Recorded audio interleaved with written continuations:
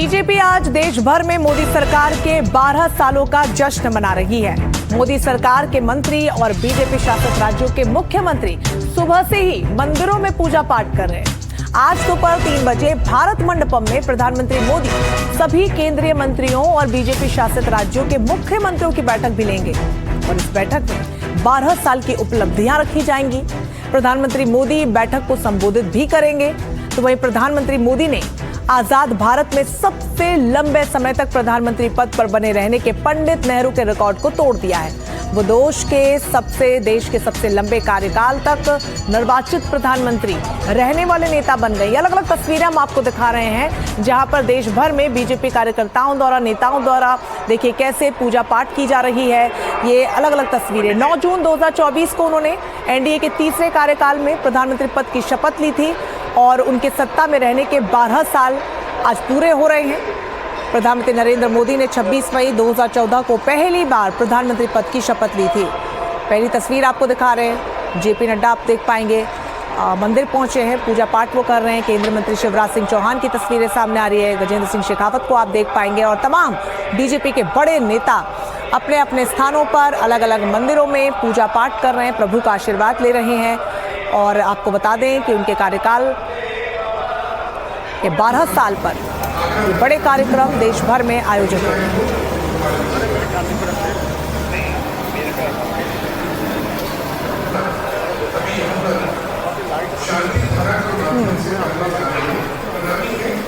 तो ये तस्वीरें हम आपको दिखा रहे हैं जहां पर बीजेपी आज दिन भर देश भर में बड़े बड़े कार्यक्रम करेंगी। अलग अलग तस्वीरें हम आपको दिखा रहे हैं जहां पर तमाम बड़े चेहरों को इस वक्त आप देख पाएंगे। गजेंद्र सिंह शेखावत, जेपी नड्डा, शिवराज सिंह चौहान और बीजेपी के तमाम कार्यकर्ता प्रधानमंत्री नरेंद्र मोदी के 12 साल के कार्यकाल को यहाँ पर किस तरीके से मना रहे हैं और उम्मीद यही कि आगे भी इस तरीके से कार्यकाल चलता रहे। हमारे साथ अखिलेश शर्मा जुड़ गए हैं ज्यादा जानकारी के लिए। अखिलेश, 12 साल का कार्यकाल, प्रधानमंत्री जो पूर्व प्रधानमंत्री रहे जवाहरलाल नेहरू, उनका जो रिकॉर्ड था उसको भी प्रधानमंत्री ने तोड़ा है। हालांकि इंदिरा गांधी 14 साल रही लेकिन एक साथ नहीं रही, वो टेन्योर लगातार नहीं रहा। आज का दिन कितना महत्वपूर्ण होने वाला है? 3 बजे जो बैठक होगी उसमें कौन से मुख्य बिंदु होंगे जिस पर चर्चा होगी? फोकस क्या आगामी चुनाव पर भी रहेगा? देखिए, आज 3 बजे भारत मंडपम में एनडीए शासित राज्यों के सभी मुख्यमंत्रियों को आमंत्रित किया गया है। आप जानते हैं कि चाहे टीडीपी हो, जेडीयू हो, ये तमाम जो पार्टियां हैं ये बीजेपी के साथ लंबे समय से जुड़ी हुई हैं और इस कार्यकाल में भी उनका महत्व काफी ज्यादा है। तो चंद्रबाबू नायडू रहेंगे इसमें, एकनाथ शिंदे रहेंगे, इसके साथ अन्य सहयोगी दलों के तमाम नेता भी इसमें मौजूद रहेंगे। इसमें बताया गया है कि एक प्रस्ताव भी पारित किया जाएगा नरेंद्र मोदी के 12 साल पूरे करने पर और साथ ही जवाहरलाल नेहरू का जो रिकॉर्ड था निर्वाचित प्रधानमंत्री के तौर पर सबसे लंबे कार्यकाल का, उसको पार करने के लिए भी पीएम मोदी को बधाई दी जाएगी। इसके साथ ये भी बताया गया है कि खुद पीएम मोदी भी इस बैठक को संबोधित करेंगे, जिसमें बताएंगे कि 2047 में विकसित भारत को का लक्ष्य प्राप्त करने के लिए किस तरह से उसकी सरकार आगे बढ़ने की योजना बना रही है। साथ ही सहयोगी दलों का धन्यवाद भी पीएम मोदी करेंगे इतनी लंबी यात्रा को पूरा करने। बिल्कुल अखिलेश, और बहुत ज्यादा महत्वपूर्ण इसलिए भी है क्योंकि आप जिक्र कर रहे हैं कि तमाम जो सहयोगी दल हैं वो भी वहां पर पहुंचेंगे, एकनाथ शिंदे हो, चंद्रबाबू नायडू हो। तो क्या जो आगामी लोकसभा चुनाव है 2029 और विधानसभा चुनाव भी कई राज्यों में, उत्तर प्रदेश एक बड़ा केंद्र है भारतीय जनता पार्टी के लिए, तो एक पावर मैसेज भी यहाँ से देने की कोशिश होगी? बिल्कुल, एक मैसेज जो जाएगा वो का एनडीए की एकजुटता का, एकता का, ये बताने का कि चाहे बीजेपी को 240 सीटें मिली हो लेकिन बीजेपी ने सहयोगी दलों के साथ मिलकर सफलतापूर्वक सरकार चलाई है। नरेंद्र मोदी जो है वो नेतृत्व कर रहे हैं गठबंधन सरकार का पिछले 12 साल से, सभी सहयोगी दलों को साथ लेकर के चल रहे हैं। आप जानती कि उत्तर प्रदेश जहां पर कि अगले साल विधानसभा का चुनाव होना है, वहां पर भी बीजेपी कई सहयोगी दलों के साथ चुनाव मैदान में उतरने जा रही है। वहां पर भी पिछले कई वर्षों से पार्टी सहयोगी दलों के साथ मिलकर सरकार चला रही। तो सहयोगी दलों के साथ लेना, एकजुटता का संदेश, ये एक बड़ा संदेश रहेगा। और साथ ही नरेंद्र मोदी का जो नेतृत्व है जिसके चलते आज 12 साल पूरे हुए हैं उनको बतौर प्रधानमंत्री, ये भी एक बड़ी घटना है। इसको लेकर के भी उनको धन्यवाद दिया जाएगा और बधाई दी जाएगी। चूंकि अब तमाम नेता, मुख्यमंत्री सभी यहाँ पर अखिलेश पहुंचेंगे, क्या उनके कार्यकाल को लेकर भी समीक्षा होगी? प्रधानमंत्री उनको भी कोई जरूरी निर्देश दे सकते हैं आने वाले समय के लिए? देखिए, सुशासन को लेकर के जो एजेंडा है सरकार का, वो किस तरह से प्रभावी ढंग से लागू किया जाए, केंद्र और राज्यों के बीच में बेहतर तालमेल हो, समन्वय हो, इस पर ये मुद्दे जोर देते आए हैं। और आज जब एक बड़ा मौका है, जब सारे मुख्यमंत्री मिल रहे हैं, तो निश्चित तौर पर इस बारे में भी चर्चा होगी। कल भी नीति आयोग की गवर्निंग काउंसिल की बैठक होने जा रही है, जिसमें सारे मुख्यमंत्री हिस्सा लेंगे। पीएम नरेंद्र मोदी उसकी अध्यक्षता करेंगे। वहां पर भी तमाम बातों पर चर्चा होगी। खासतौर से आज जो वैश्विक हालात बने हुए हैं, जो भारत कई चुनौतियों का सामना कर रहा है, उसमें किस तरह से मजबूती से सबको साथ आकर काम करना है, इस पर भी पीएम मोदी अपने भाषण में जोर दे सकते हैं। बिल्कुल अखिलेश, 3 बजे महत्वपूर्ण बैठक होगी जिसको प्रधानमंत्री नरेंद्र मोदी खुद संबोधित देंगे। क्या इसके अलावा भी जो तमाम शीर्ष के नेता है उनकी भी अलग से बैठकें कुछ होंगी, कार्यक्रम होंगे? क्योंकि जो तस्वीरें निकलकर सामने आ रही हैं, पूजा पाठ तो अलग अलग नेताओं द्वारा शुरू कर दिया गया है।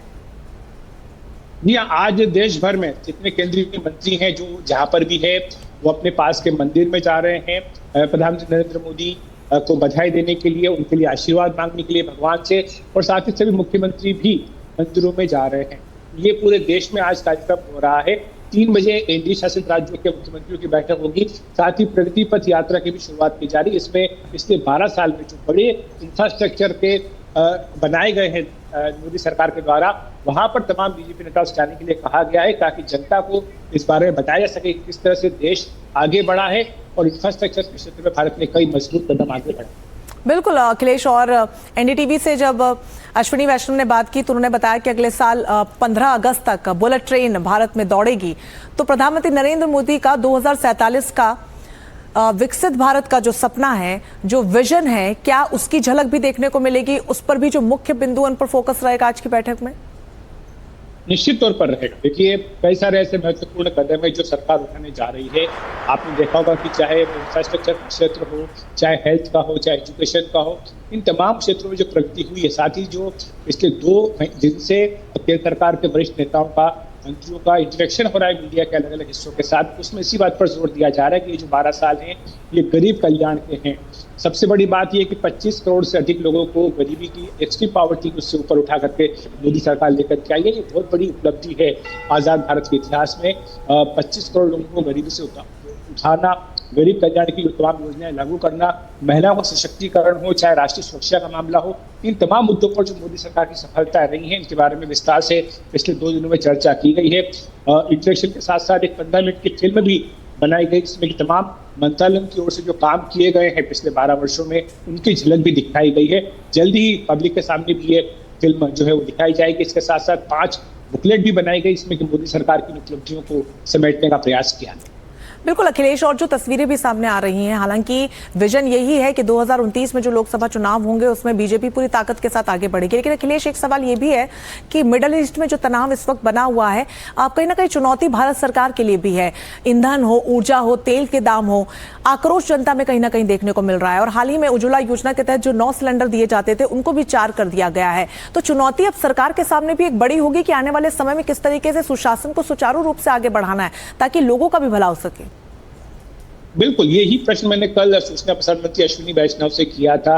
उससे मैंने पूछा था कि जो हालात आज बने हुए, जिसमें राहुल गांधी कहते हैं कि देश में भयंकर आर्थिक सुनामी आने वाली है, मोदी सरकार 1 साल भी कार्यकाल का पूरा नहीं कर पाएगी, गिर जाएगी उससे पहले, जिस पर उन्होंने स्पष्ट तौर पर कहा कि राहुल गांधी को देश की जनता ने जवाब दे दिया है। वो चाहे पश्चिम बंगाल का चुनाव हो, चाहे महाराष्ट्र का हो, चाहे हरियाणा को, इन तमाम राज्यों के चुनाव में जवाब दे दिया गया है देश की जनता की ओर से। लेकिन जो वैश्विक परिस्थितियां हैं, उनसे भारत के सामने चुनौती बनी हुई है, इस बात से हम इनकार नहीं करते, ये उन्होंने कहा। और उन्होंने कहा कि कोविड के समय भी पीएम मोदी का जो नेतृत्व था, वो एक चमत्कारिक नेतृत्व था, उसने देश को इस संकट से उबारा था। ठीक वैसे ही देश की जनता को विश्वास है। अखिलेश, आपको रुकना चाहूंगी इस बीच। केंद्रीय मंत्री गिरिराज सिंह के क्या कुछ कह रहे, सुनिए। गरीब कल्याण अन्न योजना से उनकी सेवा की, वही नहीं, शौचालय आज तक नहीं था, पानी नहीं था, स्वच्छ ईंधन नहीं था, उनके पास में गैस सिलेंडर नहीं था। ये जितने काम हुए, और 5 लाख का जो स्वास्थ्य के लिए भी दिया। अगर देश की सीमाओं पर देखेंगे, देश की सीमाओं को भी उन्होंने सुरक्षित किया, एक्सपोर्ट भी किया। अगर जो लोग रोजगार की बात, मैं कल एक कांग्रेस के बड़े नेता कह रहे थे, 35 करोड़ EPFO नंबर है, वो रोजगार नहीं है तो क्या कौन सा नंबर है? मैं चुनौती के साथ कह रहा हूं, प्रधानमंत्री ने रोजगार भी दिया, 2.5 लाख स्टार्टअप हुए, उसमें महिलाओं की भागीदारी हुई। अगर मैं हरि अनंत हरि कथा अनंता नरेंद्र मोदी को तब तक याद किया जाए, दुनिया में भारत के नाम को वहां तक ले जाने का काम किया जो जनमानस की इच्छा है। 2047 भारत का सर्वश्रेष्ठ देश बनेगा। आज पूरी दुनिया में भारत का नाम रोशन किया। हर भारतीय गर्व से कहता है कि हम भारत के हैं। ये सबसे बड़ी चीज हुई। जिस भी सेक्टर में आप ले लें, कोई ऐसा सेक्टर नहीं है जिस सेक्टर में नरेंद्र मोदी जी ने काम नहीं किया हो। अगर एक एक गिनाने लगूं तो आपको लगेगा कि ये श्री जवाहरलाल नेहरू जी का भी जो रिकॉर्ड था 4,398 दिनों का, उसको आज 4,399 दिन में वो रिकॉर्ड तोड़कर सबसे लंबे समय तक प्रधान सेवक के रूप में सेवा करने का उन्होंने रिकॉर्ड बनाया है। आज भारतीय जनता पार्टी के और देश के करोड़ों समर्थक उनके दीर्घायु के लिए, स्वस्थ जीवन के लिए और लंबे समय तक प्रधान सेवक के रूप में देश की सेवा करें, इसके लिए पूजा अर्चना सभी मंदिरों में चल रही है। सभी लोग, करोड़ों समर्थक उनके, सभी मंदिरों में आरती, गायन, भजन, कीर्तन, पूजा पाठ सभी मंदिरों में, सभी गिरजाघरों में, सभी पूजा स्थानों पर चल रहा है। उसी परिप्रेक्ष्य में मैं भी आज यहाँ बिरला मंदिर में अपने साथियों के साथ, सांसद साथियों के साथ यहाँ आया और बिरला मंदिर जो एक ऐतिहासिक स्थान है, यहाँ हमने अपने यशस्वी प्रधानमंत्री श्री नरेंद्र मोदी जी के दीर्घायु के लिए और स्वस्थ जीवन के लिए और प्रधान सेवक के रूप में लंबे समय तक, दीर्घ समय तक वह सेवा करे, इसके लिए हम लोगों ने प्रार्थना की है। और जो विकसित भारत की कल्पना है उसको साकार करने में ईश्वर उनको ताकत दे और उनके साथ समस्त जो देश के।